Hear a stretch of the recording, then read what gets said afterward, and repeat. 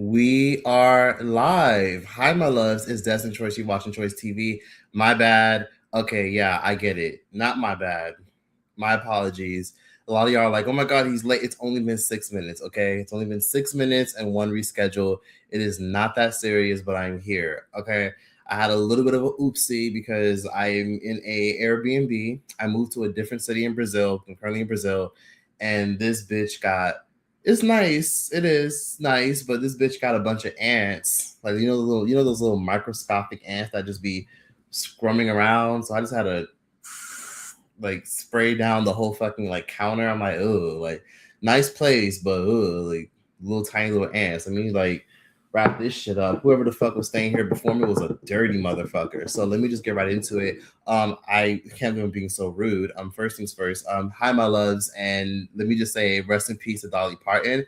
I can't believe Dolly Parton is actually dead, but then I also kind of can't be surprised because rest in peace to Dolly Parton, but she was old as hell. That's not to be disrespectful, but she was. So when I realized, oh my God, Dolly Parton died, then I realized, oh wait, I mean, she is 80 years old. I mean, Dolly Parton has kind of been old for most of our entire life. So eventually, nothing lasts forever. Rest in peace to Dolly Parton, and rest in peace to her family that ended up. I mean, rest in peace to Dolly Parton, and shout out to her family that ended up like giving a tribute to her. So a lot of us ended up finding out because her nephew, I believe, let me put this on the screen. Her nephew ended up posting a tribute video basically saying, my aunt ended up passing away. Shout out to her. She asked me to do this little tribute for her. And again, let me just say right now, there's a lot of people that have been passing away this week. For one, a lot of people haven't asked me to talk about the whole Hayden Panettiere situation. I mean, y'all remember Hayden Panettiere? She's the girl who she was the woman in the show Nashville. She also was in Heroes, but a lot of people mostly know her from Bring It On. I don't know where a lot of y'all know her from, but I wasn't really a fan of a lot of her work. I mean, of course, I did see what was it? I think it was a movie called Bug Life. She played the female character, the lead female animation character in the movie Bug Life. But I don't really know much about a lot of Hayden's work, and personally, I haven't seen her since the early 2000s, so I can't really be too surprised. Anyways, someone said, I don't know why people are saying 80 is young. It's not. My grandma passed at 56. 60 is a blessing. 80 is a blessing. It is a blessing, especially with the life expectancy in America. Let's be real for a second. I mean, at this phase and at this point in life, the government is trying to fucking kill us so we don't collect on Social Security in the United States of America. So to make it to 80 years old is a bit of a flex, especially with the shit they're putting in our foods. Especially because nowadays you go to fucking grocery stores and our fucking sweet potatoes look kind of funny compared to other parts of the world. It's also kind of awkward. Pause. Let me go get me a napkin real quick because oh my gosh.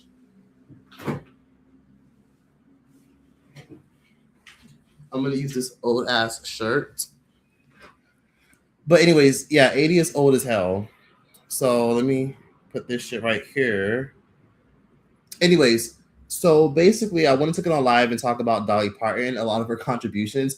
Because what's so crazy is a lot of people know Dolly Parton from like her TV show cameos. Some of us know her from the song Jolene and a bunch of other shit. But sometimes a lot of people overlook a lot of the things that make Dolly Parton really successful and impactful. I mean, for one, most of us know her from that song Jolene, but what people don't realize is she wrote Whitney Houston's biggest hit, I Will Always Love You. The awkward part about Dolly Parton is that song was initially for her, and Elvis Presley tried to rewrite it, recreate it, and make it his own thing.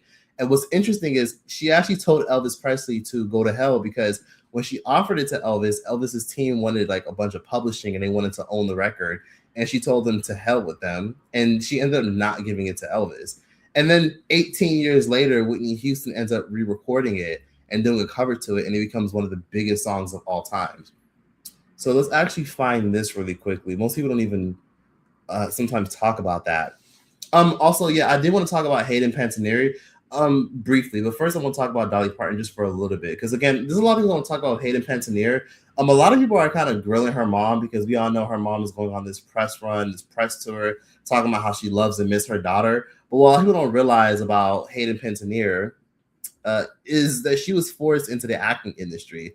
That's the awkward part about Hayden Panettiere, is that she never really wanted to be famous as she got older. She was kind of just forced into this whole lifestyle of Hollywood. Let me try to find this shit really quickly. Let me put Hayden Panettiere on the screen really quick, because a lot of y'all are just like, wait, who's Hayden Panettiere again? She's the woman that everybody's been talking about out of nowhere. It's kind of like, it's crazy because people don't really realize shit until it's already gone. Like, people really don't value you as an entertainer until you're already gone and no longer with us. Let's put this shit right on the screen. So people keep asking me to talk about Mary Jane Barham's new scam. You guys keep asking. So Mary Jane Barham does have a new scam, but that's not what this is about. Maybe we could talk about it on another live stream. But right now, we could put the expose of scammers to rest. Let me see. Yeah, Mary Jane Barham is in Morocco. Yeah. She has a new hair oil scam. Oh my god! First she was exporting the Chinese. Now she's going straight to Africa. So let's put this right here. What the fuck?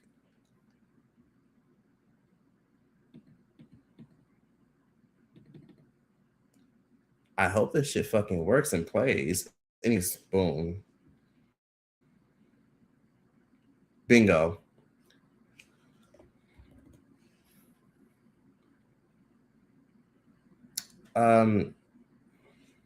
Bingo. Do it again, and I am plucking grapes. This girl. This is the only film that I know her from. I'm sure most of y'all know her from Bring It On, right? Okay. Damn, Tyson, that's what your nasty ass gets. Hi, I'm Carisha. Hi.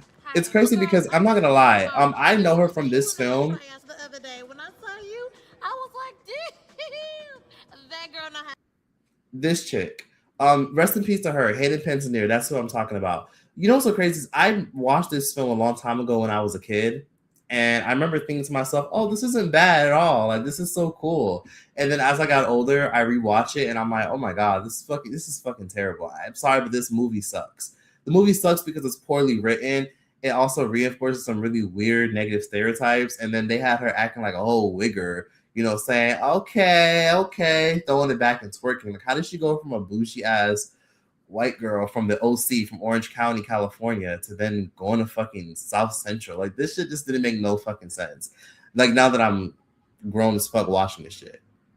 But yeah, this is where the fuck I know her from. I don't watch a lot of her other shit. I've never seen. Did y'all watch her in anything else? Because I definitely didn't. Have you ever had fried Twinkies? Anyways, yeah, this movie, let me see. Someone said Ice Prince is one of my favorite movies growing up. Figured if I was cheering. Someone said emo choice. You talking about outfit? Yikes. Yeah, I'm going through an emo phase. Hide your razors. What? Not funny. Oh, nothing. I'm just surprised you know my name. I was expecting. Why'd I just get an ad during your live? Oh, well, my bad. Everybody. This is my favorite part. Oh, sorry. This is my favorite part of the film. Oh, nothing. I'm just surprised you know my name. I was expecting you to introduce me as white girl. Oh, well, my bad. Everybody, this white girl's name is Brittany. You happy? Ecstatic. Good.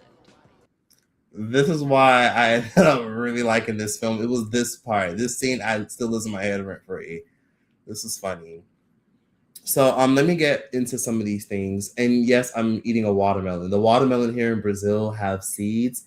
So I'm gonna try my best to eat as many of these as possible because I'm not fucking with the fact that when I go to most places in Europe or I go to even places like the States, I really hate and despise the fact that our watermelons don't have any seeds in them. This has seeds in it, so that's how I know it's real. I don't believe any of the shit they're saying online where they said, "Oh no, the ones with no seeds are fine. They're just cross." No, fuck that. Real watermelons have seeds in them. So let me put this on the screen really quickly of Dolly Parton because. Oh, and also let me. Okay, so I'm gonna come back to Dolly Parton. A lot of y'all keep asking about Hayden Panettiere. I'm gonna actually play this clip really quickly. What the fuck? Anyways.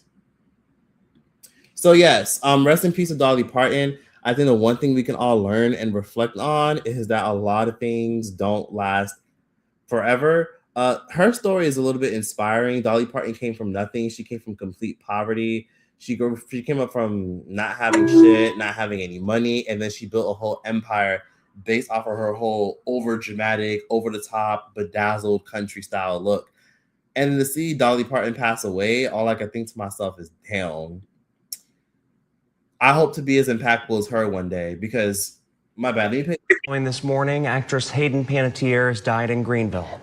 I'll play this clip really quickly because a lot of you guys keep asking me to reflect on Hayden Panettiere. So, yes. Police say she was found unresponsive yesterday at an apartment complex before she died. Our Naomi Popa is joining us live from the Greenville Police Department. Naomi, what's the latest that we know right now? Well, Aaron Destiny, as you mentioned, she was found at the Judson Mill Lofts. It's an apartment complex on Easley Bridge Road here in Greenville.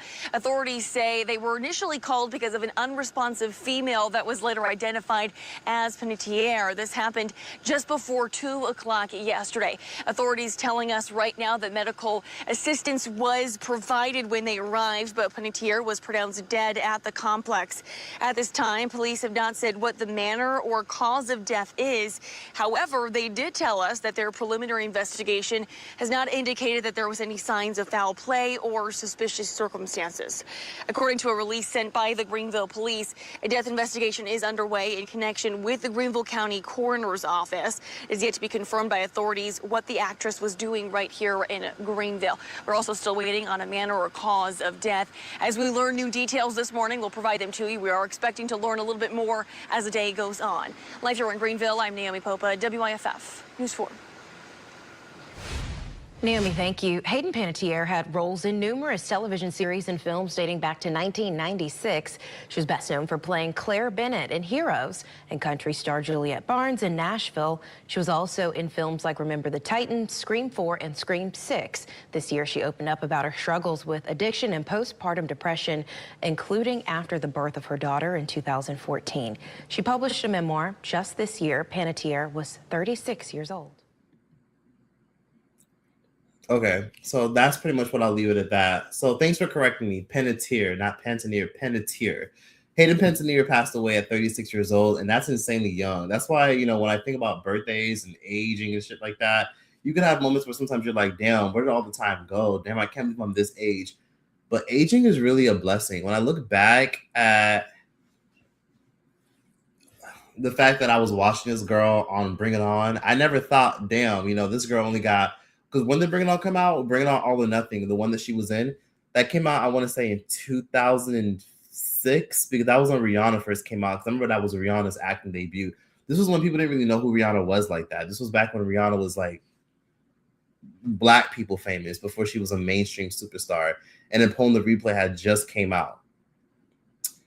But basically, hold on, let me read this. Ugh, I don't know how to put 29 Easley Bridge Road overdose.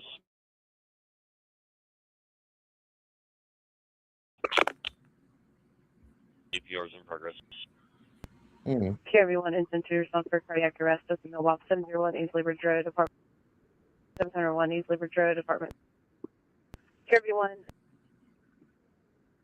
Okay, I'll just break it down because some of these clips are acting really funny and the audio's all fucking butchered and shit. So yeah, apparently people are saying that she died from cardiac arrest, but nobody was really sure how she died. We just know that she was unresponsive in her South Carolina apartment. So now people are kind of at odds, and there's a lot of conspiracy theories of people basically suggesting and saying that somebody might have did some shit to her. And honestly, she did kind of say in interviews that people kind of reference and talk about that there was a weird moment where she kind of blamed herself for her brother's death. So if y'all didn't know, back in 2023, I want to say during the pandemic, before the world started to open up again, she had a brother, I think his name was Jansen, who passed away as well. And he was just a few years younger than her. So she did have a lot of depression because of that. On top of that, she also basically sacrificed a big portion of custody of her child with her child's father. And it was a bunch of other shit as well, as far as like her reflecting on the shit her mom put her through, because her mom was basically her momager. She talked about, so basically her career is very similar to the Olsen twins, where she was kind of forced into the entertainment industry. So Hayden was basically forced into the entertainment industry because, long story short, her mom basically wanted to live out her dreams through her child, just like most parents that end up putting their child in the limelight at an early age and force them to do a bunch of shit that they don't care for. So Hayden, to be exact, let me see. I'm gonna play this, but I'm gonna put it at the end. So Hayden, to be exact, was kind of coerced and kind of forced to be in the entertainment industry. She's been working since she was 11 months old.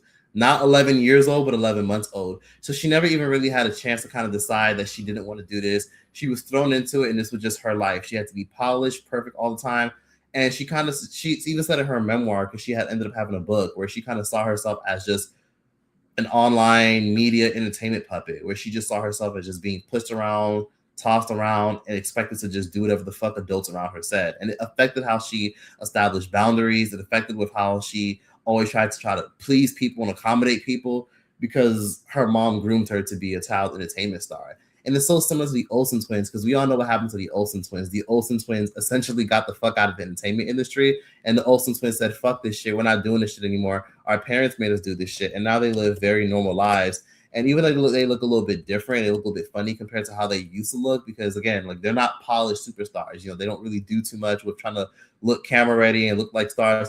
The Olsen twins kind of stay out of the limelight. They didn't do Fuller House. They don't really do anything else besides, oh, let me try to find this shit. The Olsen twins I'm not gonna lie, the Olsen twins look really funny to me. Let me try to find this picture of the Olsen twins, how they look now. So basically, yeah, the Olsen twins have basically suggested throughout the years that they don't want to be famous. They're in the fashion industry. They invested the shit out of their fucking money, and they don't have the patience or the time and energy to give y'all any of their lives. They gave everybody their lives from when they was babies all the way up until they was grown-ass fucking adults. And they're sick of it. They had Barbie dolls, they had movies, perfume lines, clothing lines, they had interviews, press runs, Comic Cons, everything you could think of, magazine covers. And then they woke up one day and said, yeah, this shit ain't for us. So let's put this here. So this is the Olsen twins now. And the Olsen twins, I'm bringing them up because they're very similar to Hayden's story. They didn't ask for this shit at all. So Hayden said, and Hayden always made it clear that she kind of always had a little bit of resentment. Oh my God. Sorry. What the fuck? Give me a fucking second. My phone got trapped. I'm sorry. The couch just literally ate my fucking phone. Oh my God. The couch ate my phone. Sorry, y'all. The couch ate my phone. In the meantime, Hayden basically said, oh my God. Oh my God. Oh my God. Now the painting fell off. Oh my God. It's not under the couch. Oh my God. Oh my God. Oh my God. Oh my God. It's not under the couch. Oh my God. It's not under the couch. And the cushions don't move. Oh my gosh. Oh my God. Okay. Okay. Okay. Now we're back in motion. Okay. So, as I was saying, okay. So yeah, Hayden didn't want to be in the entertainment industry, and that shit was forced onto her. So it's not really a shock that she was going through like weird periods of depression where she didn't really know who she was, and also she had a substance issue. That's why people kind of lean towards believing that she probably died of an overdose, because she was known to dabble with substances. She said in her book, Hayden to be exact, rest in peace to her, that when she was a child going on the red carpets as a teenager, she would have moments where she would feel down and depleted and sad. And she said somebody on her team would give her happy pills. She didn't really specify what they were, but she said in her book, she would get happy pills and she would take them when she was a child. And as she would take these random happy pills as a kid, it would have her hype. It would have her, and it would have her energy up, because people around her didn't really give her a chance to be a fucking kid. They didn't really give her a chance to be a child. She was just be camera ready, be picture perfect, be a superstar. And Lord and behold, I'm sorry, y'all love drag me for this. Lo and behold, eventually it spiraled into mental health issues. So I'm not gonna lie, I kind of learned from this from watching a lot of my older friends who deal with mental health issues, who have told me that if you don't deal with your mental health now and things that essentially bother you and really fuck you up, it's going to come back even harder. Like sometimes you think that you're healed and you're doing fine, but sometimes your mental health issues just get 10 times fucking worse if you don't do the work. If you just act like this shit doesn't bother you, it starts to dogpile on you. And it's crazy because she was doing pretty well for herself. She was in Nashville. She was in Heroes. She was in a lot of very successful films. Some of y'all said she was an ice princess. I don't know what the fuck that is. I've never watched that. I just know her as the white girl from Bring It On. I don't really know her in anything else besides that. So you think that somebody has so much going on, they have so much fucking influence and power and money. You think that they'd be happy as hell, but then you realize money doesn't buy happiness. And again, we learn this all the time. People always say money does buy happiness. Money does buy happiness. Yes, it does. Yes, it can. There's always the people that are striving to get it that feel that way. But then when you see all these people literally overdosing and doing drugs and doing all types of crazy things and being depressed all the time, even though they have the power to buy themselves luxury trips, bigger houses, fancier cars, maybe money really doesn't buy happiness like we really all want to assume it does. Oh, Room 23. Oh, you're right. She was in Room 23. That was on Netflix. Okay. Someone said it was probably Adderall. Adderall doesn't really make you hype or happy. It helps you focus. So yes, she was getting happy pills. Troy's got a cabinet full of happy pills. I don't know what that means. Oh, I used to take Adderall. I used to get prescribed it, but I didn't want to renew my Adderall subscription. So yes, I used to be prescribed Adderall, and I know that Adderall doesn't make you hype and happy because yes, a lot of kids are taking. So this is very common in the UK. In the UK, they're very big on fucking giving kids and shit, fucking Adderall and focus and pay attention pills all the time, just like in America. Sometimes it's normal for people to give their fucking 5 or 8-year-old fucking pills so that way they can focus and be stimulated. I don't know. Maybe it helps some people, maybe it doesn't, but I do think sometimes these kids get these fucking pills way too young. But a lot of kids do get it. Like I met a young man one time. I think he was 17 at the time when I met him. He told me that from when he was a child, from when he first started school up to now, he was given Adderall and pills and shit to help stimulate himself, to help himself focus so that way he can get shit done. And I remember him telling me that when he's grown and he has to go to college, he's kind of nervous that he'll not be able to like focus and perform the same. It's crazy what the fuck drugs can do to people. Like, there's nothing wrong with prescription drugs because if you have a doctor monitoring you, then that's fine. But it definitely wasn't Adderall that she was on because Adderall helps you focus. Adderall helps you kind of be in your zone and get shit done. Yeah, loss of childhood is very criminal. Yep, Hayden was exploited from birth, and her mom is someone that she did not fuck with before she passed away. Let me see. Yes. Okay, I'm going to insert this really quickly. Give me a second. Let me see. So yes, and also I want to talk about somebody else who recently passed away.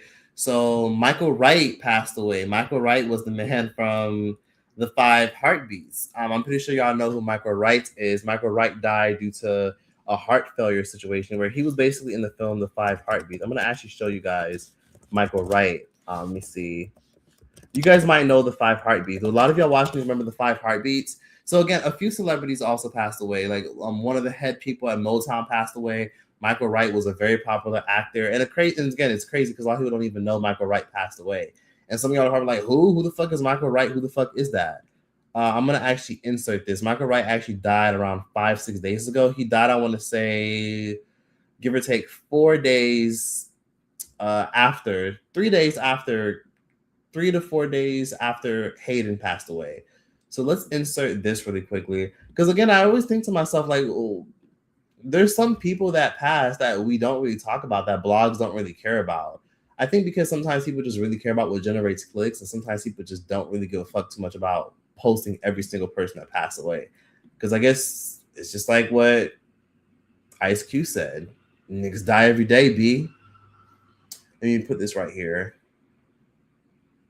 Shout out to Comedy Hype News. They ended up doing a documentary on Michael Wright. So let me put this right on the screen for you guys. Ooh. But anyways, how are you guys doing? Do you guys come here often? Please leave a like on this live stream if you're watching this. If you're watching the playback, please feel free to leave a like on it. I'm going to talk about Michael Wright. And I'm going to talk more about Dolly Parton a little bit later in this live. I know a lot of y'all are probably interested in the fact of Dolly Parton. And again, like, it's really crazy how so many people died in 1 week. I'm like, where the fuck? Because again, I wanted to do a dedicated video on this, but I just am going to make a live for now. But I'll do a dedicated video. Somebody just bought it, Mary Jane again. Yes, Mary Jane Byram is on it again. She's currently doing her little Morocco scam where she's basically trying to sell argan oil or some shit like that. It's some weird shit. I'll talk about that later. Maybe I'll do a separate live stream on that, unless y'all want me to talk about it now. But yeah, Mary J. Byram is on it with a new scam. She's doing argan oil now. She's talking about the health benefits of argan oil. So she know them Chinese motherfuckers ain't helping her ass no more. That whole Chinese hair shit, that wave has died. Now she's using Moroccan traditions to grow her fucking hair allegedly, and is trying to monetize that. She has a whole argan oil thing going on now where she's trying to sell argan oil on her site. But that's not what we're here to talk about. I don't think you guys really give a fuck about hearing me talk about that. I don't think I want to bore you guys with all that. Let me see. Anyways, okay. Let me put this here. Oof. I'm still fucking getting the... Okay. Here we go. See, this wasn't so fucking hard. Look at this.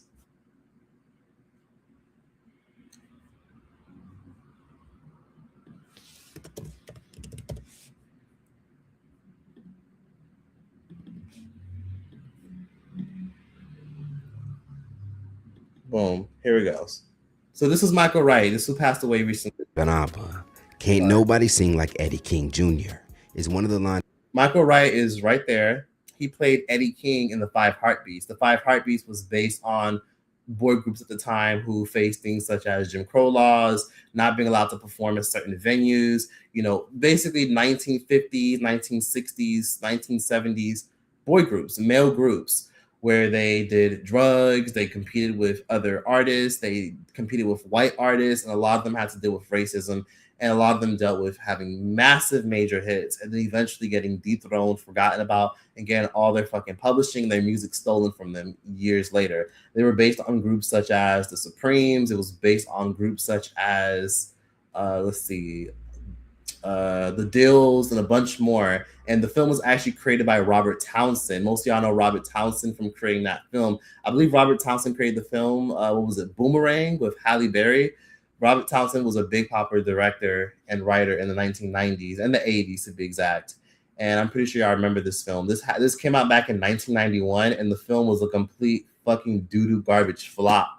It only grossed like $1 million within its opening weekend. But then years later, the reruns and the replays were playing on VH1, BET, VH1, and people still talk about this film.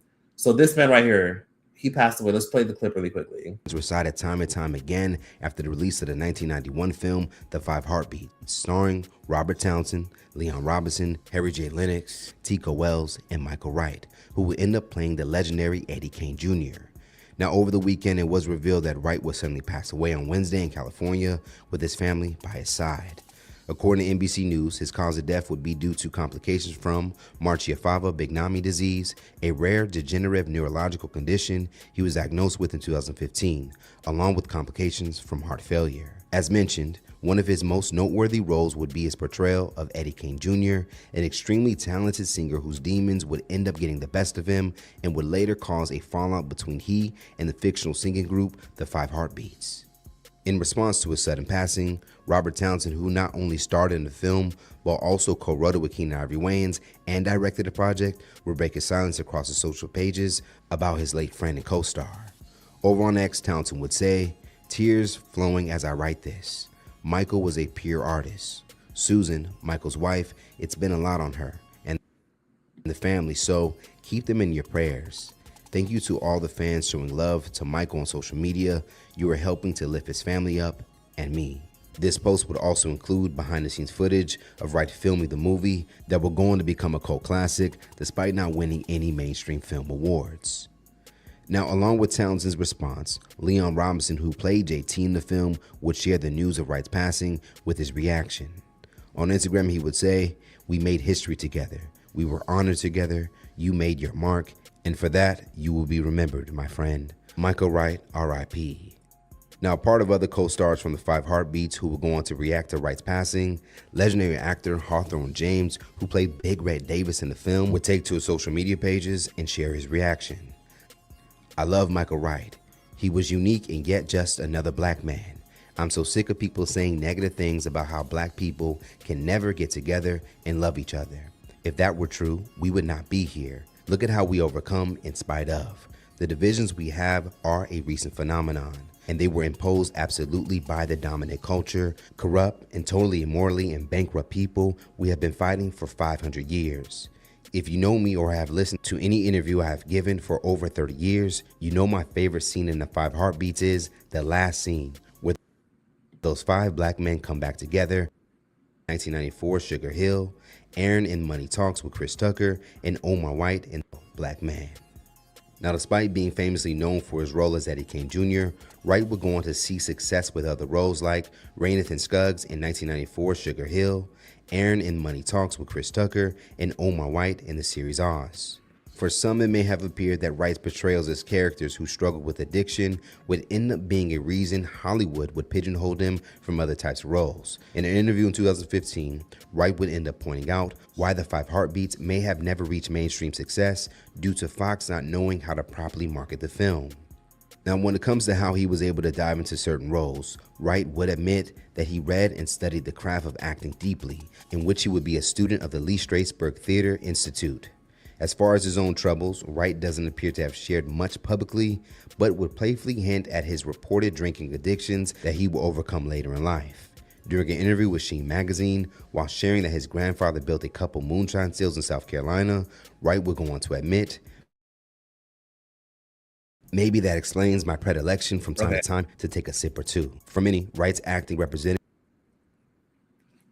So yes, Michael Wright passed away a couple of days ago, a few days after Hayden passed away, and not many people talked about it. It was really odd, but again, he passed away due to heart failure, and he's mostly just known from the Five Heartbeats film, which is based off of male boy groups from the 50s and the 60s, and he's mostly just known from when he played in Money Talks, and let's see, he was also in a film. I think he was also in Oz, but he played in a lot of films. He also was a theater actor. He's been an actor since the 1970s, but we don't really hear much about him. So I guess that's kind of like why. I think maybe people who are like the old heads, people who are like earlier millennials probably would know, but he played Eddie King in the Five Heartbeats. So rest in peace to him. Let's see. Someone said Mary Jane Barham. Let's talk about the Mary Jane Barham scam. The Mary Jane Barham scam we can talk about another time. Maybe if y'all care enough, I'll discuss it, but I don't think y'all would really care because this video is focused more so like on a lot of people who passed away this week. So yes, that did happen. Oh, you had the Five Heartbeats soundtrack. That's interesting. Let me see. Somebody said, hey, I appreciate the love. Anyways, okay, let me get to the point. Holy shit. Somebody said, and it's the 25th too. So you point out something interesting. A lot of people died on the 25th. A lot of people always die on the 25th. Dolly Parton did die on I don't know. We're not really sure when Dolly Parton died, but if she died today, that would be kind of screwed up. So today's the 25th where we all found out Dolly Parton died. I remember I made a video a long time ago where I talked about people like James Brown dying on the 25th. I talked about Aaliyah dying, not Aaliyah, Static Major dying on the 25th. I think Aaliyah died on the 25th. So then I remember there was a whole plethora of people that died on the 25th. It was just something weird and symbolic about the number 25 that causes so many people to die. It could be a coincidence, but I always found that kind of interesting. Anyways, let's see. Okay. So yes, rest in peace to Michael Wright from the Five Heartbeats film for passing away. It is kind of crazy how life is just sneaking up on us out of nowhere. I think it just kind of goes to show us that sometimes things just don't last forever. Like nothing lasts forever at all. Betty White passed away. And again, like I said, Betty White was old as hell. And people like Joan Collins and a bunch of other people, they've made it clear throughout their entire careers that, yeah, a lot of things don't last forever. Some things that we see now that are relevant and that we can socially talk about are not going to exist anymore. That job, that career you have now probably won't be sustainable in 10 years. Like me, I might not even be sitting in front of you guys in the next 5 years. There might be a whole algorithm shift. I might get kicked out of the algorithm, and a lot of you guys probably won't even really give a fuck about my channel anymore. Hopefully that doesn't happen, but a lot of things don't last forever. The one thing that really inspired me about Dolly Parton's whole legacy is that she kind of created a whole legacy of options. Like when I think of Dolly Parton's whole legacy and everything she's done, she was a huge philanthropist. She donated a big portion of a lot of her wealth and her income to donating hundreds of millions of books to children. Excuse me. I wish I could edit that out. She donated a big portion of her wealth so that hundreds of millions of kids can have books. So let me insert this real quick. One of her most famous and most notable moments is when she turned down Elvis Presley. Let me actually insert this really quickly. I'm going to insert this.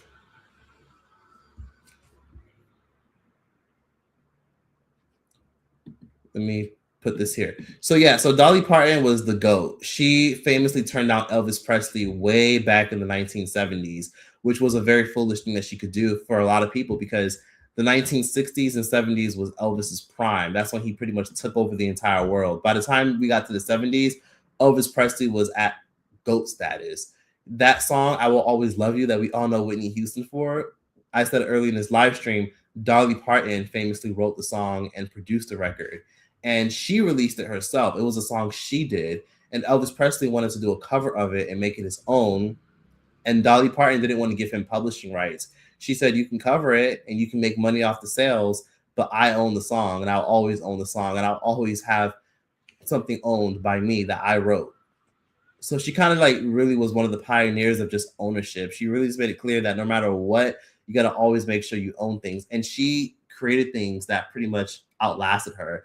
So what's interesting is Dolly Parton doesn't just have that song, I Will Always Love You. Let's not forget, so people don't know this, but Dolly Parton also has a lot of things in the vault. So in her own vault or like safe or whatever, she has a song that she literally released that she hasn't released yet. That is literally supposed to be scheduled to come out on her 100th birthday. So she died at 80. So by the time I'll say when we get to 2046, one of her unreleased records is going to come out. And for some reason, she didn't want it out until she turned 100 years old. So by 2046, it's most likely going to come out. And I don't know what's in that song or what's significant about it, but she said she specifically didn't want it out to her 100th birthday. Okay, here we go. Let me actually insert this so you guys can watch it and get a piece of what the fuck I'm talking about. Let me see. Okay.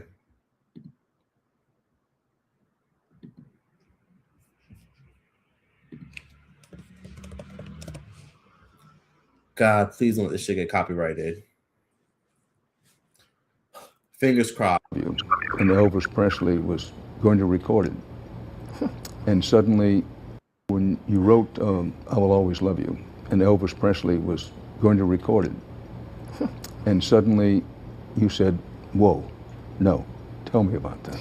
Well, actually, Elvis loved the song. That was when he and Priscilla were having their problems, which I met her recently, and she told me that Elvis loved that song, and he had sung that to her on the day of their divorce. He said he kind of leaned in and sang a little bit of I Will Always Love You. And so she told me how much that he loved that song, because this was recently, we were doing some business. But during that time, it's no fault of Elvis, you know, he loved the song. But Tom Parker was in defense of Tom Parker, too. Colonel Tom, his manager, you know, he made some wise decisions, evidently. So he knew what he was doing. But that goes back to that other thing, because Elvis was ready to record it. I'd told my friends and people that he was recording it, and they were in town to do the recording. They had invited me down to the session. And Colonel Tom Parker calls me the day before and says, now you do know that Elvis is recording your song, and you do know that Elvis don't record anything that he don't publish, or at least get half the publishing on. I said, really? Which is to say, he would have the rights. He would have the rights, at least half of the rights to the publishing of the song. I said, I can't do that. This song's already been a hit with me, and this is in my publishing company, and obviously this is going to be one of my most important copyrights, and I can't give you half the publishing. Of course, that's stuff that I'm leaving for my family. And he said, well, then it'll be one of my most important copyrights, and I can't give you half the publishing. Of course, that's stuff that I'm leaving for my family. And he said, well, then we can't record the song. And I was just heartbroken. I said, well, I'm really sorry, but I can't do that. Well, so Dolly I Parton, didn't. That took guts. Well, it didn't to me. It seemed to be the thing to do. It hurt me because I was so disappointed that I was going to have to tell my friends Elvis didn't record it. But I just knew that that was not right, and that was not, if it had been maybe, if I didn't have my own publishing company, had the song not already been a hit, it might have been different. But I couldn't give somebody half of a song that had already been #1, and that was, was evident, had already proved itself. Well, so, you had some redemption. Whitney Houston then, well, many yes. years later. That's true. When Whitney recorded, I was thinking, oh, good, because now I own 100% of the publishing, 100% of the writing, and I did really well with that. But I didn't blame Elvis, and I didn't blame Colonel Tom either. It was a decision I had to make at the time, and I'm glad I did. But when Whitney Houston recorded it, which made it a worldwide hit all over again, not only made you a lot of money, that's true, but also, as you yourself said, you said, hey, here it comes again. That really was a great song. My question is, Whitney Houston, African-American heritage, you from the mountains of East Tennessee, what went through your mind when it was Whitney Houston who brought the song back and made it again such a sensational bestseller? Well, it was overwhelming, because I'd always loved her singing anyway. I mean, what a voice she had. I mean, at that time, nobody could out-sing her. But when I heard it, my heart just stopped. I just couldn't believe that my little song, my little simple song that was written straight from my heart, about a subject that we all know and relate to one way or another, whether it's someone that's died or kids going off to school. People relate to that song in so many ways. But anyway, when I heard her sing it, I could not believe it. I was driving at that time from my office in Nashville to my house in Brentwood, and I heard it when she started singing that a cappella. I thought, well, I thought, if I should stay? And it took a minute to realize. And then when it went into with the music part where she was singing, I honestly thought I was going to have a heart attack. You've been a remarkably successful businesswoman. How has that happened? Well, my dad was like that. My dad raised 12 children. My daddy could not read nor write. Never had a chance to go to school. But my daddy was so smart. I've just always wondered what all my daddy might have been able to do had he had an education. But my daddy, I watched him maneuver. I watched how he could trade and barter, and it's like he would. Okay, I think we could end it right there. So there you have it. That woman is a fucking genius. She didn't end up giving away her publishing after Elvis Presley made it very clear, if I'm going to do this and attach my name to it, I want to own it for a lifetime. She said, absolutely the fuck not. And thank God she did, because this was in the 70s. The awkward part about this whole situation with the whole song and the I Will Always Love You. Call it good horse sense or horse trade. The crazy part about it is that Whitney Houston didn't even record it until 18 years after it came out. So the song was already popular and the song was already a hit in the country world for 18 years before it got re-recorded. It's crazy. It kind of reminds me of, y'all know that song Fast Car by Tracy Chapman? Shout out to Tracy Chapman for Fast Car. Most people don't even know that the song Fast Car was created by Tracy Chapman. People give it credit to it because, what was that guy's name? I think his name was Morgan Wallen. That country singing dude, he ended up re-recording Fast Car and he brought it to a whole bigger audience. He actually made his song actually became way more successful. His version became way more successful than Tracy Chapman's version, which is crazy. His went #1. Everybody went crazy over that. Love you back. Thank you for the love. Let me see. Elvis was evil. Hate that man. She came from humble beginnings too. My mind is blown right now that this was Dolly's song. Yeah, I'm surprised some people don't know that already. Yeah, the I Will Always Love You by Whitney Houston, that's not her song, that's a cover. Whitney Houston doesn't own that song. She just covered it. She literally read the lyrics word for word. That's Dolly's song. If you look at who's credited on the song, Dolly Parton's credited on it. So yeah, Whitney Houston didn't write that shit. Whitney Houston didn't write a lot of her shit, if we're being honest. She just had a powerhouse voice. So I also want to get back to talking about this in particular. Give me a second. So I want to talk more also about Hayden and what she talked about with her mother, because what's crazy is people are always dragging her boyfriend and shit, and saying that her boyfriend, her man at the time, took their child away, and he ain't shit and he ain't this and he might have did something to her. People are bringing all types of crazy ass fucking conspiracy theories about what happened to Hayden, but there's no justified or solidified evidence that tells us anything about. Let me see. Find it.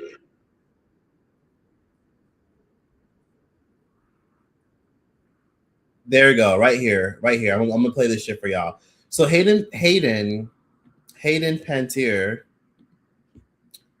Hayden to be exact, she always had issues with her mom. She actually tried to disband herself and keep herself away from her mother because her mother was a draining ass child star mom. Like if y'all thought Jeanette McCurdy's, I'm not gonna lie, Jeanette McCurdy from iCarly, Sam, the girl who played Sam, her mom was already kind of fucked up and despicable and ridiculous and did the most.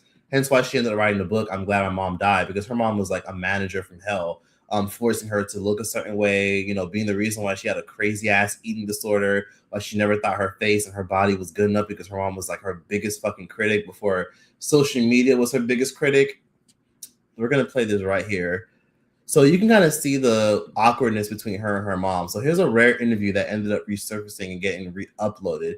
Because now that Hayden has passed away, this happens all the time whenever a celebrity passes away. People always find like a bunch of like old interviews, old clips. And sometimes I look at these old shit that y'all post on the internet sometimes, and I be like, how the fuck did y'all get some of these videos? Like, how the fuck did some of this play? Okay, let's play it right here.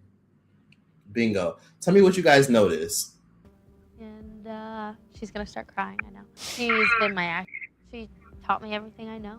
And she's going to start crying, I know. She's been my acting coach. She's been a guidance and somebody who's pushed me to keep my eye on what I love to do, has made me who I am. So gotta thank her for everything.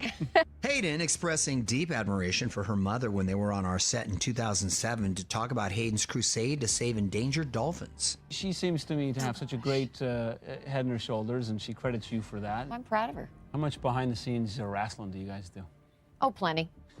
Absolutely plenty. I'm not gonna say we don't. You have your mother-daughter relationship. Obviously you're gonna have ups and downs. The rare interview showcases an authentic yet positive glimpse into their relationship, a sharp departure from all the headlines highlighting their turbulent dynamic, which Hayden wrote about in her recent memoir. She was my boss.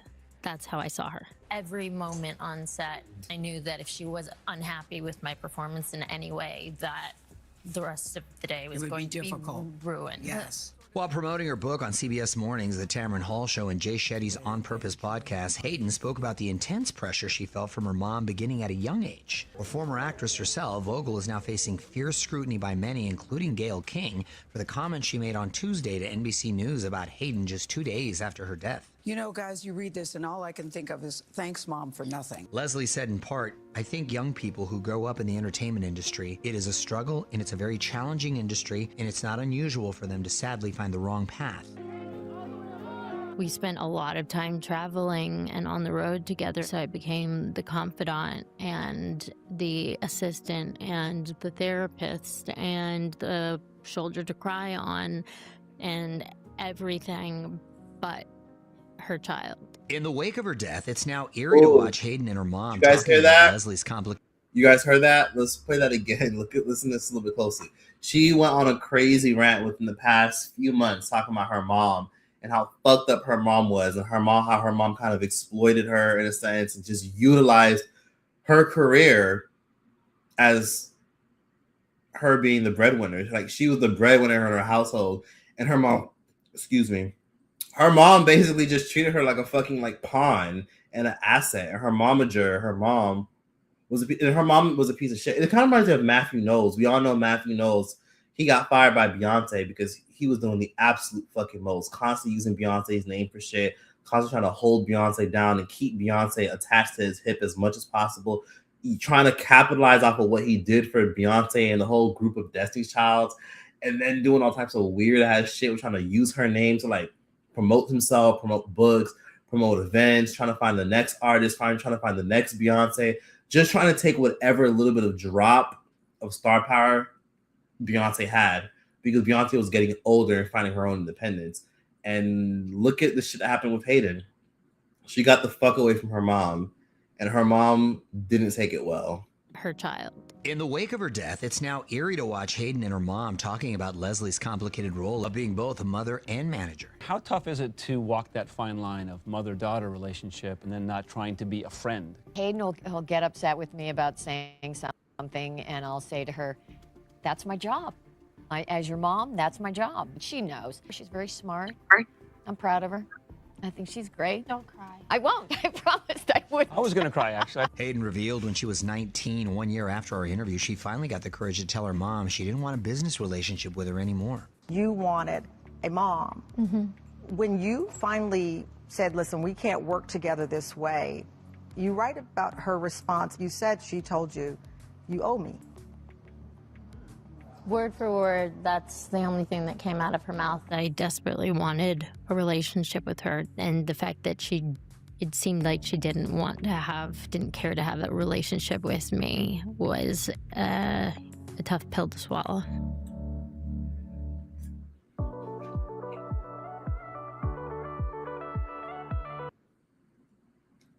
Word for word, her mom said, you owe me. Said, listen, we can't work together this way. You write about her response. You said she told you, you owe me. Word for word, that's the only thing that came out of her mouth. I desperately wanted a relationship with her, and the fact that it seemed like she didn't care to have a relationship with me was a tough pill to swallow.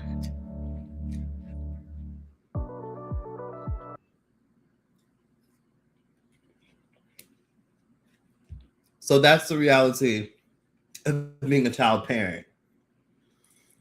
Your child becomes your breadwinner. Your child ends up becoming your milk and honey, your bread and butter. And then eventually your child gets older and says, I just need a mom. I don't want you getting involved in anything. And basically, she said her mom told her straight up, you owe me. So basically, her mom probably felt that way because in her head, she probably saw it as, her mom probably felt like, bitch, you're cutting me out of deals. You're cutting me out of opportunities. Your career is expanding in different ways. You're getting deals. You're able to negotiate things. I helped to build you. And bitch, now you don't want no parts in me. And I'm the one that helped build. I'm the one who helped get your ass in these fucking rooms. I've been the one funding your fucking career since you were 11 months old. And now you're telling me I don't want to work in a relationship with you anymore. I can see why her mom might have felt a way about that. So Hayden's mom basically was like distant and awkward and didn't really care to have a relationship with her as much as Hayden wanted to have a relationship with her. So Hayden basically kind of made it clear, look, I didn't involve my mom in any of my business ventures, but I was still cool with her being my mom. And she said my mom was kind of like awkward and distant and not interested. It kind of reminds me of Gary Coleman's parents. So as you guys know, Gary Coleman's parents famously squandered all his entire wealth.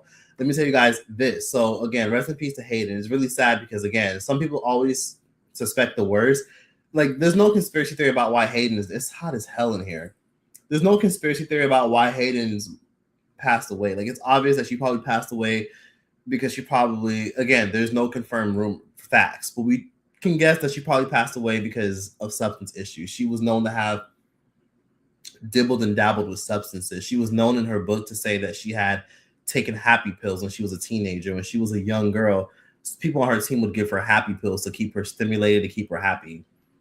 So Gary Coleman's family kind of was on that evil shit too. So we look at Hayden's mom and we look at how fucked up her mom was and how her mom treated her like she was just, some asset to help build herself up. Let me try to find this. I'm trying to find a clip that fucking makes sense. I'm trying to find this shit. Because Hayden's mom ended up getting a lot of backlash because she did an interview. Let me try to find it too. Let me see. Let's try to find it. Oof. Okay, you guys keep asking me to talk about Sydney Star as well. Should I talk about the Sydney Star stuff? I mean, I'll talk about it, but just not now. I don't think now is really a good time to really go in about it. I think I'd rather just wait. I'm currently waiting for more information to come out about the Sydney Star. Sydney Star is that transgender woman who ended up lying on Chingy back in the early 2000s. She lied on that rapper, said she fucked him, and long story short, it ruined his image. He got a lot of bad press off of it, and he kind of like shied away from the limelight because people believed it. And then she came out years later and said that she lied for publicity. So let me try to put this in real quick. Hold on. So you guys know Gary Coleman's parents. So Gary Coleman was famous as fuck. He was known for the whole what are you talking about Willis shit, right? He died broke. He died with nothing. Gary Coleman's parents are actually still alive to this day, and he died with no fucking money. All his wealth was squandered. A lot of his wealth was gone. No one really talks about how fucked up. Let me see.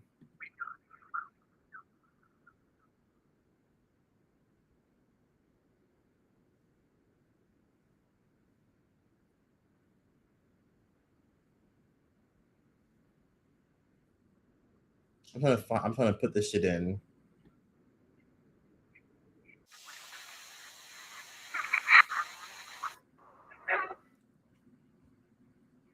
Let me put this shit in right now.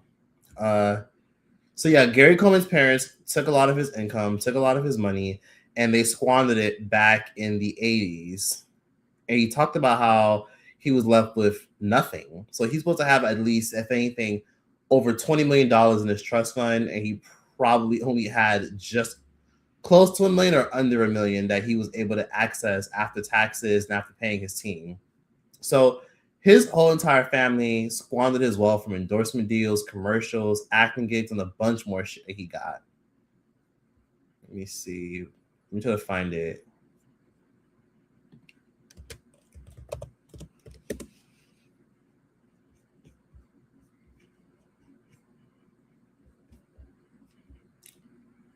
I'm trying to find this shit. Oh, God, some of this stuff, a lot of this stuff is scrubbed off the internet. So let me put this right here. I'm going to insert this commercial of Gary Coleman from when he was back in the early 2000s. Back in the early 2000s, Gary Coleman's ass was every fucking where. His face was plastered all over the fucking web, all over the fucking TV, because he was constantly doing commercials, and he was saying yes to a bunch of random commercials. He was doing like pest commercials. He was doing like telemarketing commercials, a bunch of weird shit that made no sense for his brand. But he did it solely because he needed the fucking like stability. Gary Coleman was also working at the Fox Hills Mall way back in the day, which is basically a mall that was in South Central Los Angeles. He was working at the South Central Los Angeles Mall, or was it? Yeah, was it? Yeah, it was the South Central Los Angeles Mall, the Fox Hills Mall. And basically, he was working as a security guard, and people used to like walk in there, ask for pictures, bug him, make fun of him, annoy him, and a bunch of other weird shit. Let me find it right here. And this became like a huge, funny pop culture moment. Let me insert this so y'all can see. Here's this funny clip. This can give you guys a good example of how evil parents can be in the entertainment industry.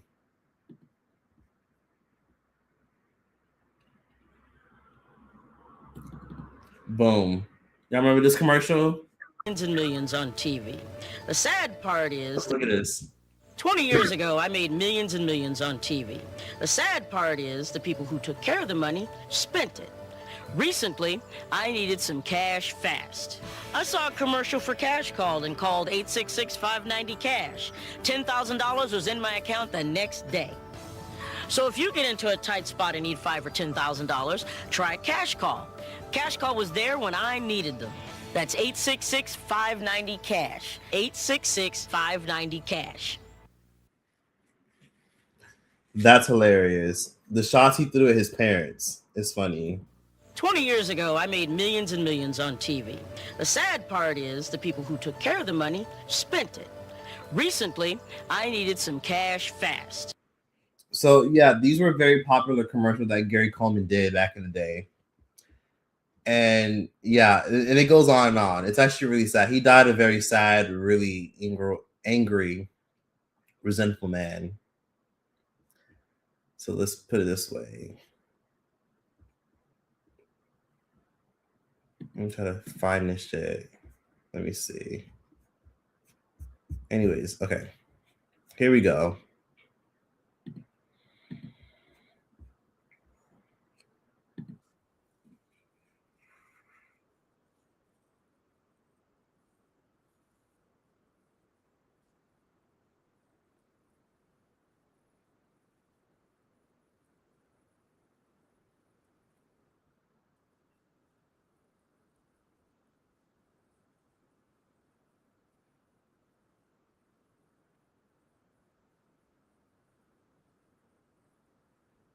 Anyways, fuck? I'm trying to find. Oh yeah, okay.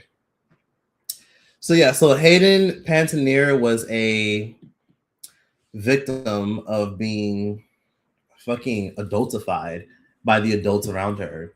She was adultified because the adults around her wanted to exploit her cuteness as a child. They wanted to use her and leverage her as much as possible, like most child stars. And I mean, thank God she's set for life. Thank God she wasn't at a point where she pretty much didn't have anything to fall back on. But it's really a shame that she didn't get the help that she deserved. Her mental health kind of spiraled, unfortunately. Let me find this. Okay, here we go. Let me see. Okay, let's insert this. Actress Hayden Panettiere. Over the last few years, you've definitely seen Hayden Panettiere. Thank you, Naomi. Hayden Panettiere was known for her many roles on television and in films, starring in Hollywood as a child actress. Our Peyton Furtado is one of the many she's made an indelible impact on. Peyton, what can you tell us about her life and her career? Aaron, if you've watched television or film over the last few years, you've definitely seen Hayden Panettiere in countless TV and movies dating back to 1996. She was best known for playing Claire Bennett in Heroes and country star Juliette Barnes in Nashville. I know, I grew up watching both of those. She was also in films like Remember the Titans, Scream 4, Scream 6, Bring It On, A Bug's Life. Now, just recently, like Naomi said, she opened up about her struggles with addiction and postpartum depression after the birth of her daughter in 2014. She also published a memoir just this year. Now, Hayden lost her younger brother to a deadly genetic heart condition just a few years ago. Again, we do not officially know her cause of death at this moment. I've spoken with the coroner who says he's working on that as we speak. Police told us, again, they didn't see any signs of foul play. Panettiere died less than a week before her 37th birthday. And while we do not know officially why she was here, we do know that her on-again, off-again boyfriend has ties to this region. And her co-star in the television show Nashville, Charles Esten, was playing a show at the Foundry at Judson Mill this past weekend.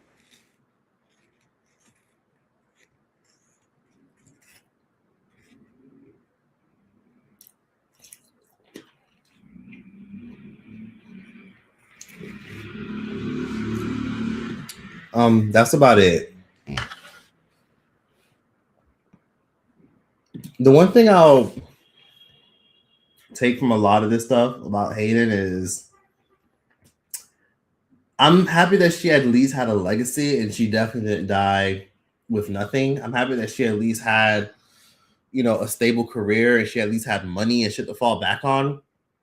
Because at least that can kind of show us that even with a lot of the stuff that she had, even with a lot of the stuff that her mom helped provide and the legacy that her mom helped her have and make sure that she was comfortable and she was straight financially, she still wasn't content with a lot of the shit that she had going on. That just is a bigger reminder why a lot of us got to probably go into therapy. If you have insurance, and especially in a fucking country like America where it's already expensive as fuck just to fucking have a fucking therapist, it doesn't hurt to do the work. It doesn't hurt to at least get the help that you need. Because you would think that she was happy as hell. She always had like a bright smile on her face.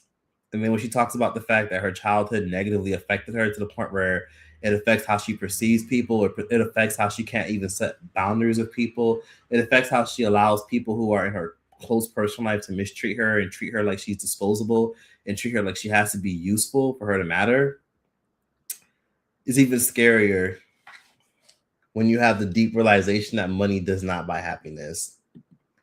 So, yeah, especially because money doesn't last forever.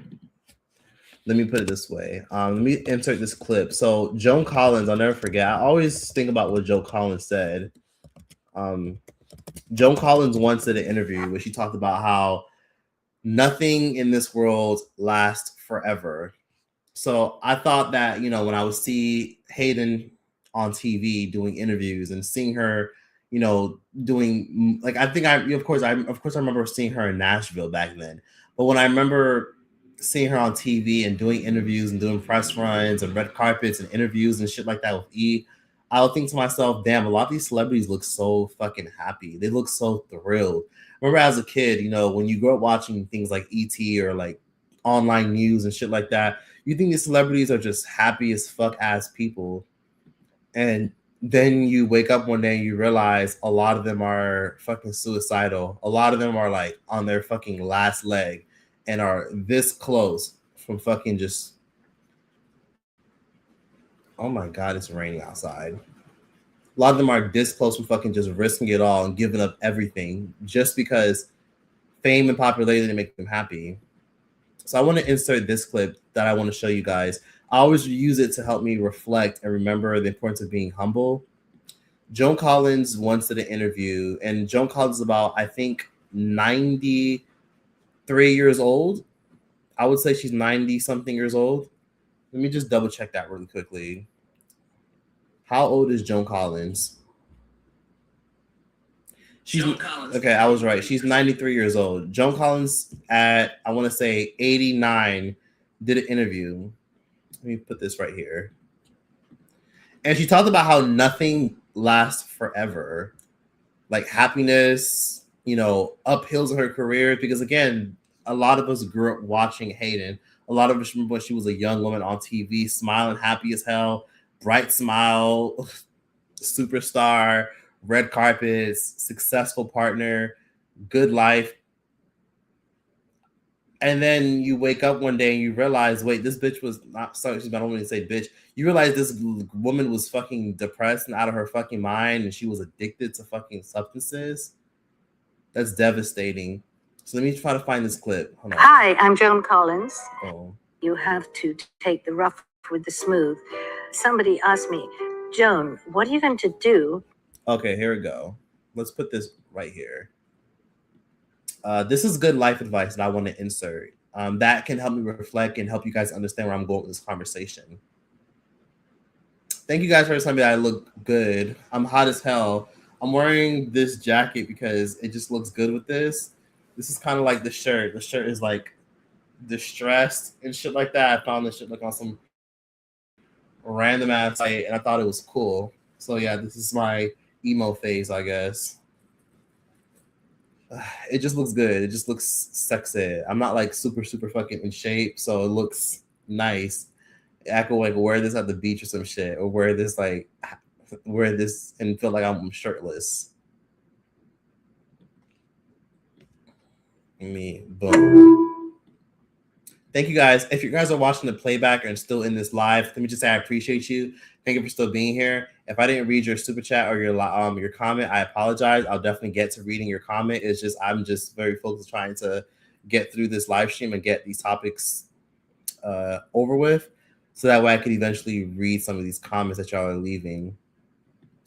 Let me insert this really quickly. So this is what Joan Collins said a few years ago.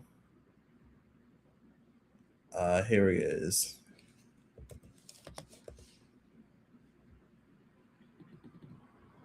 Bingo. Let me know what you guys think.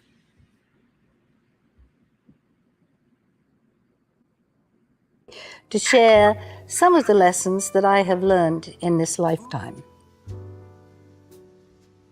One of the things you have to do once you've climbed that ladder and gotten to where you think you want to be is to realize that the only way up is down, and you have to take the rough with the smooth. Somebody asked me, Joan, what are you going to do if all this ends? And I said, it isn't a question of if, it's a question of when, because nothing lasts forever, particularly careers. You just have to accept it and not get upset about it. From all this ends. And I said, it isn't a question. And you have to take the rough with the smooth. Somebody asked me to realize that and one of the things you have to do once you've climbed that ladder and gotten to where you think you want to be is to realize that the only way up is down, and you have to take the rough with the smooth. Somebody asked me, Joan, what are you going to do if all this ends? And I said, it isn't a question of if, it's a question of when, because nothing lasts forever, particularly careers. You just have to accept it and not get upset about it. That you have to take the rough with, once you've climbed that ladder and gotten to where you think you want to be, is to realize that the only way up is down, and you have to take the rough with the smooth. Somebody asked me, Joan, what are you going to do if all this ends? And I said, it isn't a question of if, it's a question of when, because nothing lasts forever, particularly careers. You just have to accept it and not get upset about it. That was something Joan Collins said, and Joan Collins is 93 years old. I'm sure most of y'all know who she is. She's known for playing Cleopatra. Y'all remember Cleopatra? Yes, she was the white Cleopatra. That's her. And also, she's known for a lot of movies she did in the 1970s. She's known for playing in Dynasty. Dynasty was a popular film, I want to say, not film, a TV show in the 80s. And Joan Collins has been acting since the early 1950s. She's been a huge superstar for many, many years. So she's been acting literally for most of her adult life. She has basically a 70-year-long career, and she's 93 years old. So she has seen so much in life. She's seen people who we thought were going to be around forever and be icons disappear. She's seen people like Billie Holiday, Elvis Presley, people like Aretha Franklin be on top of the world and then eventually become people where they had legacies or they completely disappeared, and the new generation is just like, wait, who's that? So nothing lasts at all. That's just something we have to accept about life. So when I see someone like Hayden and I see someone like Dolly Parton on top of the world, you think that all these people are going to always be on top and always be respected, and money is going to always protect you and a career is always going to protect you. It doesn't. It doesn't at all, because like Joan Collins said in that clip that I just showed, the only way up is eventually down. You said your mom is so cold and envious. Maybe because your mom hasn't fully processed the grief of what she could have been. Sometimes our parents are like that. Sometimes your parents are always mad or angry or upset or comparing themselves to you or always projecting what they think will happen. And that's why you should avoid certain things, because they haven't fully processed the grief of what they could have eventually been. Let me see. Let me see. How you been, though? I've been okay. I'm in Brazil now. Her mom was a soap opera actress. Interesting. Yeah, Hayden's mom was a failed actress using her baby to revive what could have been her career. But she ended up surpassing her mom, becoming way more successful than her mom. And her mom Hayden's mom kind of saw her success as a product of her. So Hayden, again, like I said, she didn't want to be an actress at all. This was just something her mom wanted. All this acting, this shit wasn't her. This wasn't her choice. She didn't walk in at 5, 6, 7 years old and said, I really want this. I want to be discovered. She was just thrown into this shit. And she was polished and groomed to be a successful actress until it fucking drove her nuts. And you know, she looks happy and she looks fine and she looks like she's healthy. But this is Hayden at like 19 years old. Nothing lasts forever, because at 19 years old, she looked happy. Things looked fine. Money was good. She was on top of the world. She was dating, living her life. This was just part of her lifestyle. And then eventually mental health issues stacked up. She just completely lost herself. She did drugs and she couldn't take it anymore. Hayden literally had no chance to live a normal life with a mother like this. Some people just have it bad, like Britney Spears and her parents too. Britney Spears and her parents are a whole different story. Someone said Matthew still tries to exploit Beyonce. Yeah, I'm not surprised.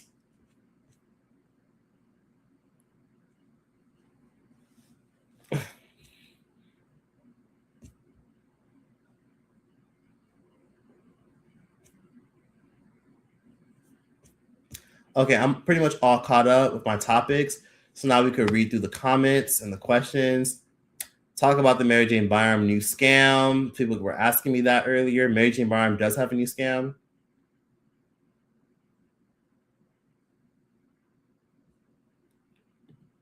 Someone said it's hot and it's raining. Where are you at? I'm in Brazil.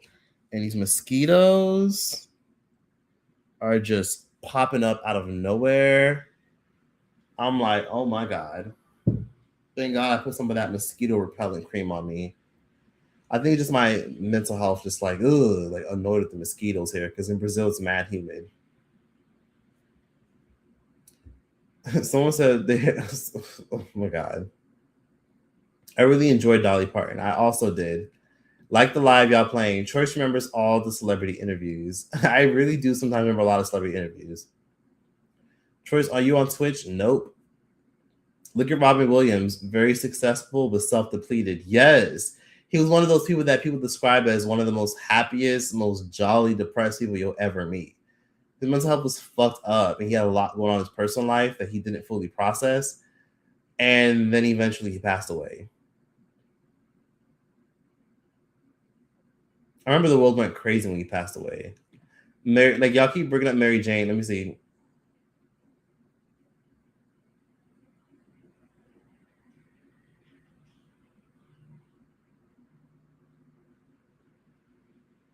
I'm sorry, y'all are correcting me about Joan Collins. Y'all said Cleopatra was played by Elizabeth Taylor. I'm pretty sure Joan Collins did play Cleopatra. Let me see. She definitely. Let me see.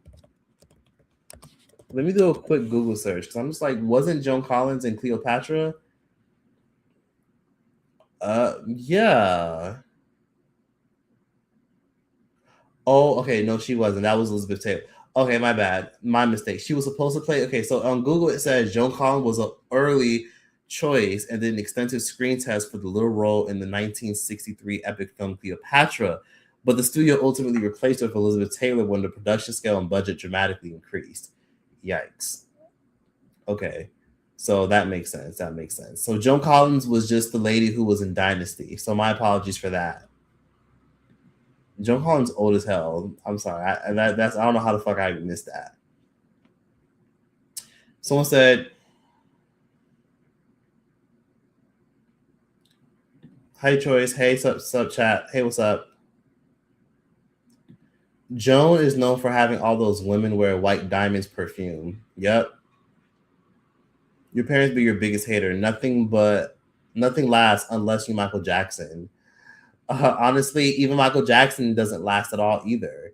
Like, I mean, think about it for a second. Michael Jackson was at his biggest prime. Everybody thought he was unstoppable and he wasn't going anywhere. And then guess what? He one day died. Michael Jackson didn't even make it to 60 years old before he passed away. Michael Jackson died very early. He was on top of the world. But now, I mean, I'm not going to lie. Yes, Michael Jackson gets a hit record every year because his song Thriller charts every holiday season. But he's not on top of his game anymore because he doesn't exist anymore. Not exist anymore. He still exists. His legacy, his work still exists, but he's not alive anymore. He's dead. Yeah, Joan Collins is still alive. She's 93.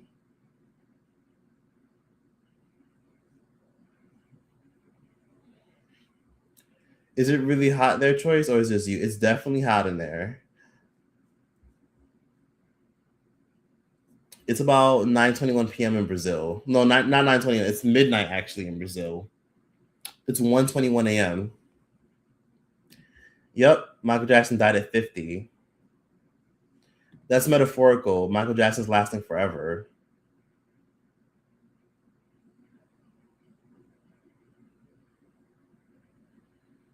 Troyce, your head's a milk dud. I'm about to head out looking like a snap. Oh, I'm sorry. You phrased that weirdly. I don't know what you mean by that.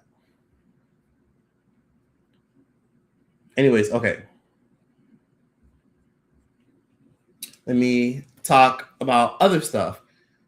So people keep bringing up Mary Jane Byram. I'm not talking about Mary Jane Byram. I want to say that for a different live.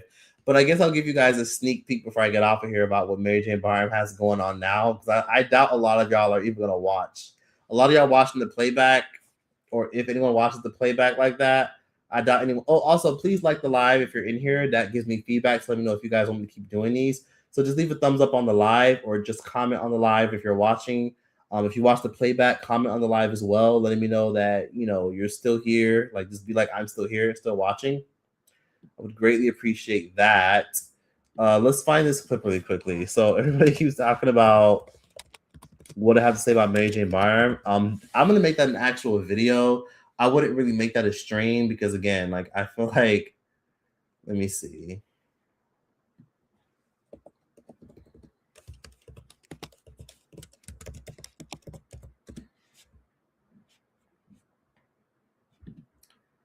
So let's save this live really quick. Not save this live. I'm gonna show you guys this clip. So Mary Jane Barnes is kind of on her argan oil, which is weird because she claims rice water is what grew her hair. She claimed all them random ass oils that she was using is what grew her hair. And yeah, this is weird.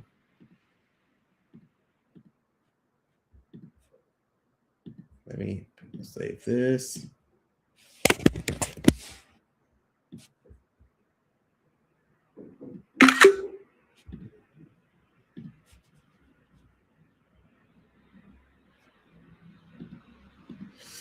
Okay, I'm gonna play this really quickly for y'all. Yeah, because y'all are asking me.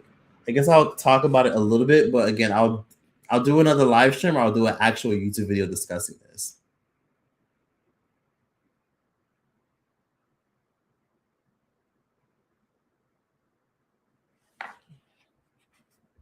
Okay, so here's the photo.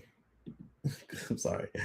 I don't know. I feel like y'all gonna have me talking about this person forever, but I feel like while you guys are still watching these Mary Jane Barnes sagas, I'm gonna keep talking about it. Let me insert it really quickly.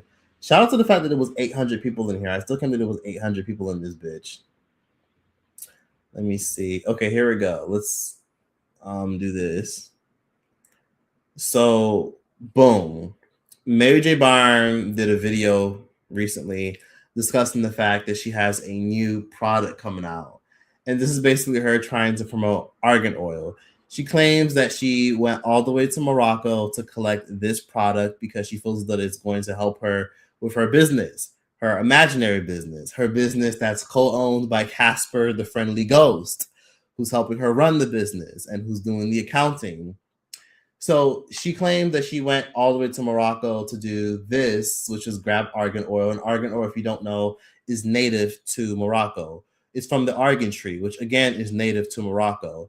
Argans are known for so many amazing things. It's known to be used in soaps, shampoos, skincare products, shaving balms, conditioners. Argan oil is just really good shit. And the purest form of it is usually found in Morocco, because a lot of times when you go to other stores or you go places like Amazon or online to buy it, it's always diluted with a bunch of other oils. So if you ever want the best quality argan oil, you have to find a Moroccan seller who has access to the Moroccan argan plants. So let's play this really quickly. Let me see. Give me a second. Let me see. Boom, boom, boom. Boom like an 808. Okay. I still think there was about 800 people in this bitch.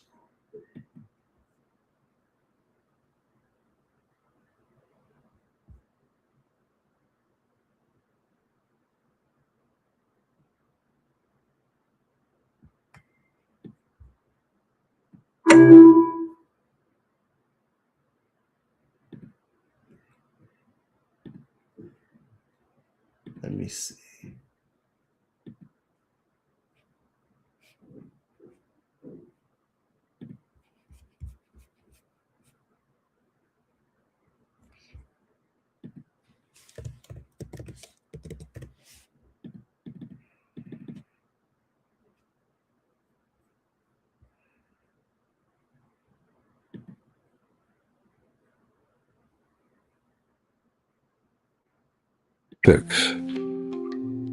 Manager. Oh shit. No.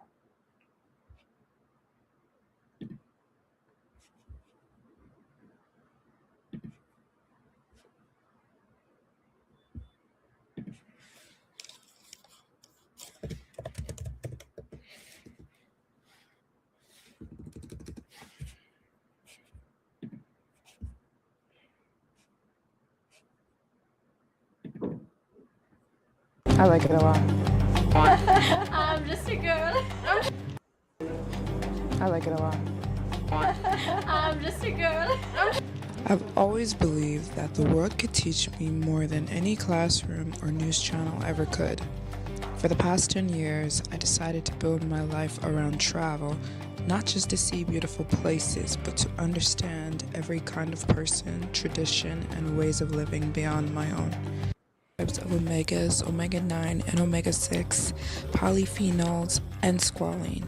It is an amazing product for your hair and skin. I've been trying to master this oil, so I've tried just about every kind of argan oil you can possibly think of while here in Morocco, and I'm here to share everything I've learned in a with you hand guys. basket. Not only about argan oil, but about Moroccan beauty secrets and tricks and tips and different cultural things that I pick up along my journey. So make sure you're subscribed and follow along as I show you around beautiful Morocco.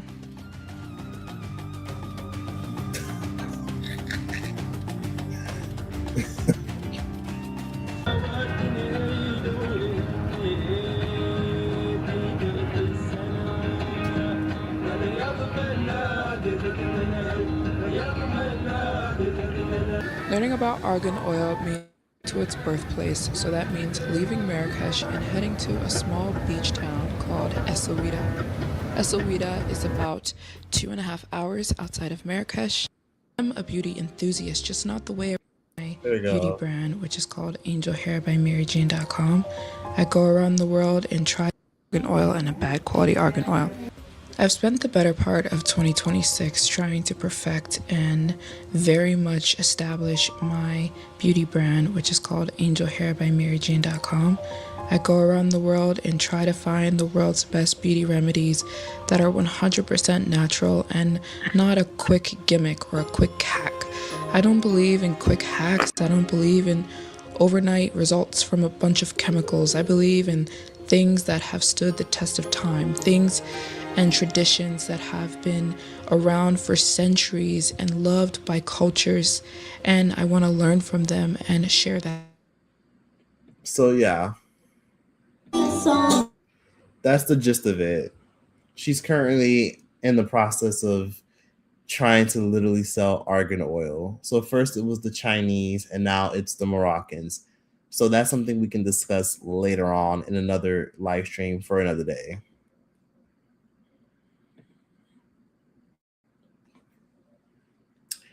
But yeah, could you guys please like the live stream? Because I'm gonna head off of here in a little bit because it is kind of late and I hear my neighbors.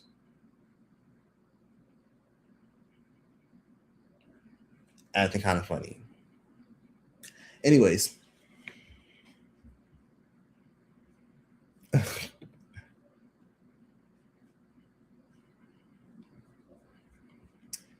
Somebody said, what is this random Asian people B-roll? You missed the live. We had a big, grand, massive discussion. We talked about a lot of interesting subjects and interesting things. And unfortunately, now you missed it. So I'm going to get off of here in about 3 minutes. I've been on here for damn near about an hour and 30 minutes. So in the meantime, I want to tell everybody watching this that you got to please keep in mind that nothing ever lasts forever for a long time. Rest in peace to Dolly Parton. Rest in peace to Michael Wright. Rest in peace to Hayden. And rest in peace to a lot of people who passed away this week, because again, it wasn't just those three.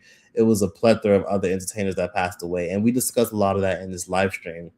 Please keep in mind that no matter where you are in this world, don't ever think that you're immune to things not happening to you. I'll never forget when Lauren London once said that she thought she was on top of the world and nothing could ever go wrong. And then eventually shit went wrong.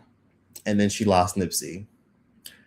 You never really know where life is going to go. You never know where life is going to take you. And you never know what twists and turns you're going to go through to have to grow and be a different and better version of yourself. But honestly, I hope you guys enjoyed this entire live stream. Be sure to let me know what you guys think. Someone said, rest in peace to Mary Jane Byram Sanity. Someone said, scammy makes scam face. Anyways, please talk about Woo Lady. We'll do that in a different live stream. But yes, how many likes do I have in this stream? Please leave a like before I get off of here. And if you're currently watching this live now, please feel free to leave a like and a comment letting me know that you want me to do more live streams. I got this cool, nice, cozy setup going on, and I'll definitely be coming back again tomorrow doing another live stream, and then I'm definitely going to be filming another YouTube video because I have a lot more other videos to film that I haven't filmed this month, and I'm definitely going to try to knock out a lot of this stuff before the end of the month. I feel like I want to wrap up the summer with a bang, and I feel like I didn't do as great as I could have did this summer, and I think I definitely want to like really get on my shit. Let me see, 436. Oh my God, that's a lot of damn people. Can we get to 500 likes? If you're watching this, can we like the video? Can we get to 500? We're at 436 likes. Can we get to 500? If you're watching this, please be sure to like the live. Like the live and show love. If you missed the live stream, you can watch the playback. We talked about a lot of interesting shit on here. I guess I'll insert one last clip that I had saved that I hadn't really inserted yet. So let me see. Let me see.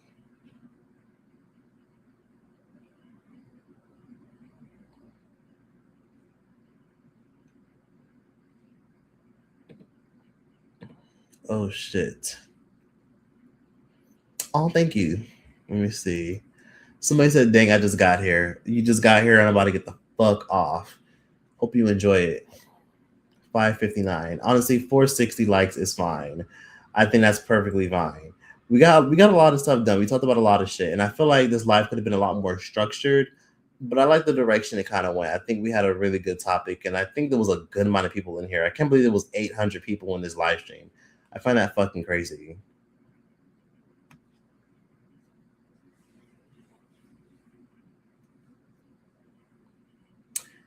A single mom who works 2 jobs, who loves her kids and never stops. A different random, a heart of a tiger. I'm a survivor.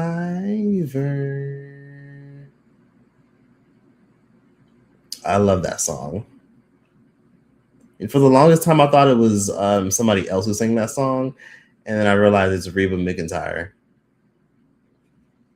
Let me see. Yeah, you slid in here pretty late. Okay, 466 likes. Can we get to 470 likes?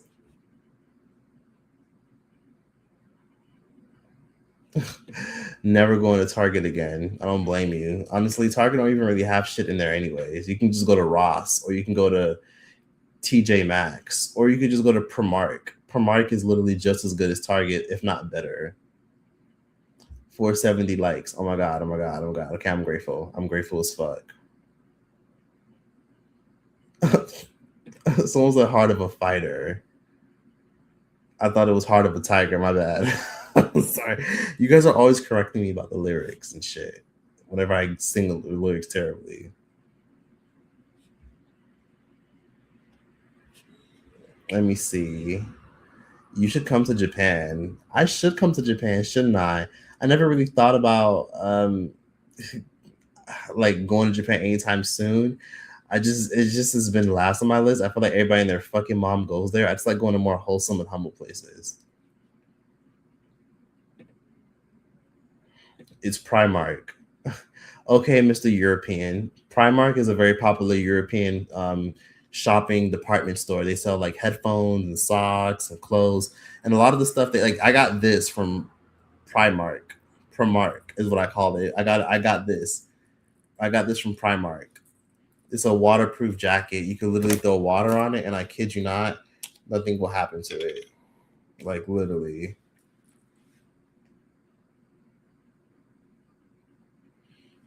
You saw that? I just threw water on here. And just see that? Look at that. Waterproof jacket. I got it from Primark. See, not wet at all.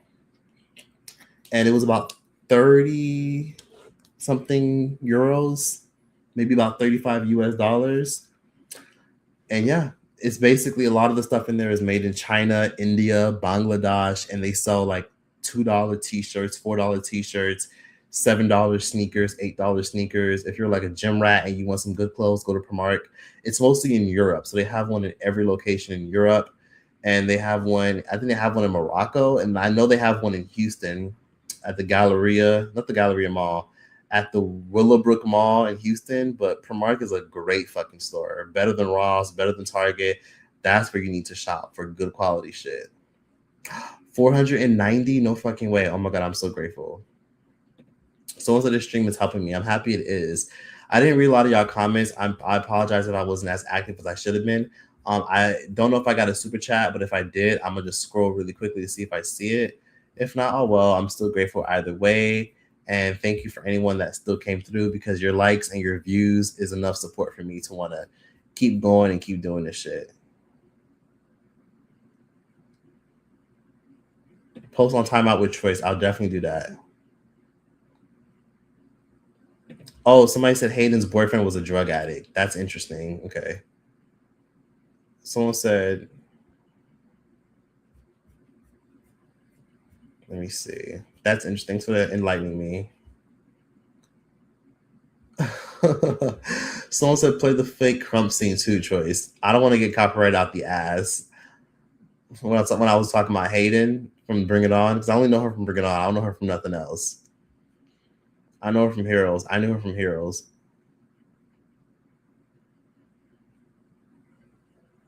Someone said you inspired me to come out my comfort zone, and I'm booking a trip to Italy. Good luck with your trip to Italy. I hope you have an amazing time. Italy is way more affordable than the States and the UK and France, so Italy will probably be a lot of fun. Italians are really friendly and nice. People say that it can be racist over there, and people stare. It really just depends on what part of Italy you're in, but honestly, Italy is a vibe. I live here in Tennessee. They're going to rename the airport after her. That's a little bit fucking amazing and well-deserved. Name it after somebody like her. She was a huge philanthropist. I really do hope they name the airport after Dolly.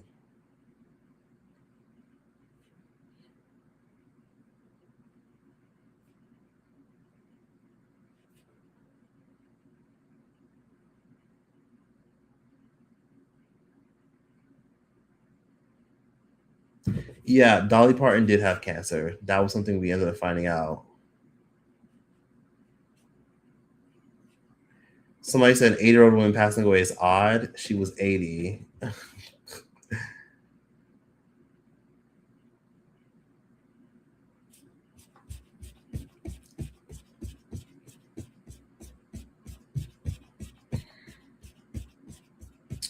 Let me see. Let me read some of y'all comments.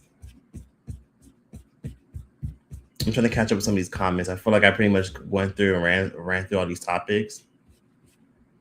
Choice eating in front of all of us.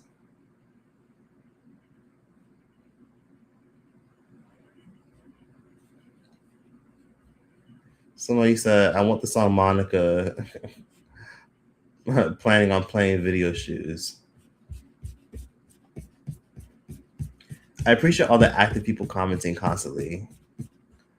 Oh shit. Oh my God. Hello. Thank you, Kat. I appreciate the super chat. We got one super chat for the day. Shout out to her for sending $2. I greatly appreciate that. I'm gonna get me I'm gonna get me half a McChicken with this, because nowadays everything's fucking crazy expensive. I'm working night shift. This has been a big help, Choice. Oh my God, I'm happy that it is. Thank you so much. This stream is helping you. I'm happy it is. $4.95. Let's get to 500, y'all. Oh my God. Ross is an ass. Primark is in America too. Just very few stores. Honestly, Primark isn't as everywhere as it should be in America. Primark really is amazing. Sometimes I found their products in stores, but I don't really find Primark in a lot of places. I'm sleeping in my car. It's hot as fuck, but this is getting me through. It's okay. You just open up the windows, you go for a drive, and you'll be fine. I did see your comment. Shout out to you, Day Reese. Thank you for telling me that my videos are helping you get through your hard time. Nothing bad lasts forever. I'm telling you that right now. You'll be fine. And, if anyone lives in your city, if you're looking for a good job, just let me know what city you live in, and then maybe somebody in this chat can help you. But yeah, shout out to you. I know you're in school right now trying to get your life in order. And hell, I know you're sleeping in your car, but at least you have peace. That's the one thing that matters. Oh my God, 503, 500. Okay. Someone said you can sleep. Someone please read. Please read. I've been watching since 2016. I'm a real fan. Thanks for your video choice. Thank you, Kayla Miller. Thank you for sticking around for so long. Go to China, visit Chongqing. Have fun in Italy. I'm going to through an emotional time. 507, you ever been to Puerto Rico? Never been to Puerto Rico.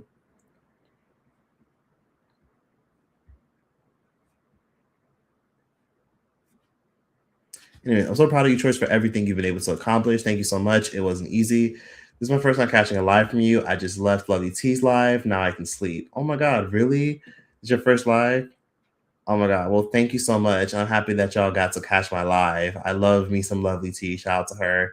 I'll definitely watch her playback. I don't really watch her lives live anymore because I just be, sometimes I just like, I'll catch the playback when I catch it. So you don't live in the US at all? I'm working towards not doing it.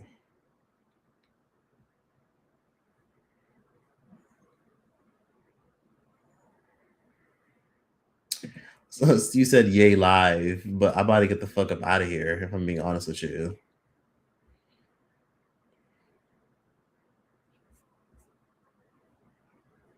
Oh, you meant impressive TV. Yikes. I guess shout out to impressive. But anyways, I gotta get off of here. Let me see. Let me see.